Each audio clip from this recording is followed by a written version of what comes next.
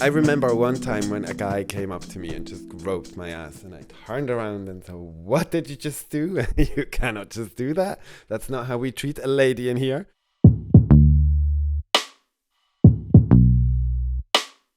One of those times when I kind of started realizing how important consent is, even for the smallest, kind of interactions between two people, is when I started doing drag and people started suddenly grabbing me, or just grabbing my ass, even if it was a foam ass. It wasn't really my actual body that they touched, but it was this kind of, wait, you cannot just walk up to me and touch me like that, just because I may look like I'm at your disposal. But that's a show, honey. That's like, you can look but you cannot touch.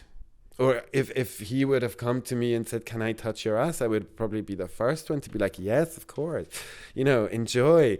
But because there was no conversation beforehand, it was just this like, "What the fuck do you think you're doing?"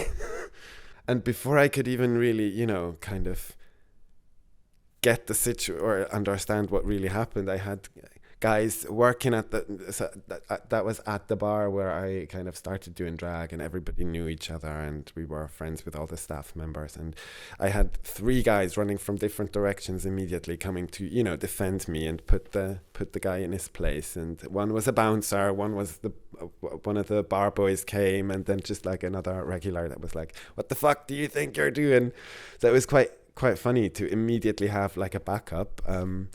And obviously that's like, not everybody is lucky to always have, security around, or it shouldn't actually be necessary to have security in form of friends or staff members. But yeah, that was kind of an intense situation. Not intense in the sense that I took, kind of damage from it, but it was just kind of eye-opening. It was like, oh wow. Also kind of, oh wow, is that what women have to deal with on a potentially daily basis? How awful is that? Because that's something that would have never happened to me presenting as a boy. That's something that definitely started happening when I was presenting as a sort of androgynous lady. I think I started dabbling with kind of looking at gender and the concept of drag much longer before I understood what it is. Like, I even as a child, I was always quite intrigued by the separation of genders and the boundaries between, and I kind of understood that I'm someone who has my boundaries in different places than other people, in terms of always having had a sort of quite pronounced feminine aspects about me, while still being completely, grounded in my male existence. Or it's never been about like changing my situation, but more just kind of understanding it. And I knew that I'm ticking differently than other people, I guess.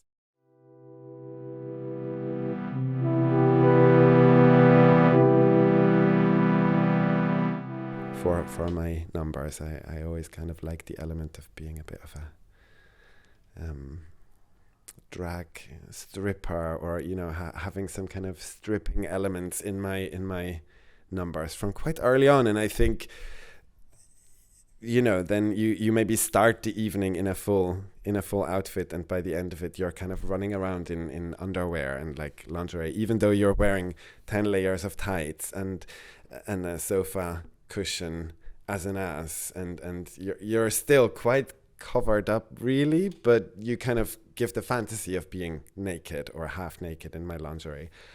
And I think that's when it started, when I was kind of running around in my after show kimono with nothing but a little bit of black lace underneath, when I suddenly realized, oh, if I'm running around like that, I'm also kind of attracting a certain attention that's not always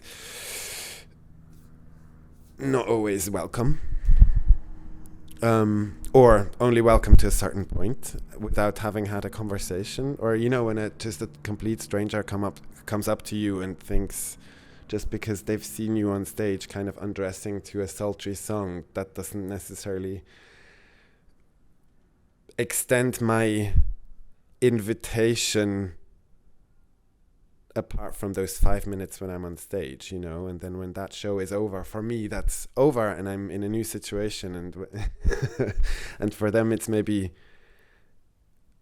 kind of not as much of a separation between me then showing up on the dance floor half an hour later, and for me that's like a, you know, I'm done with the show part now. You can still look, but you know, so suddenly you're like, you know, in on the dance floor, and there is much less of an inhibition.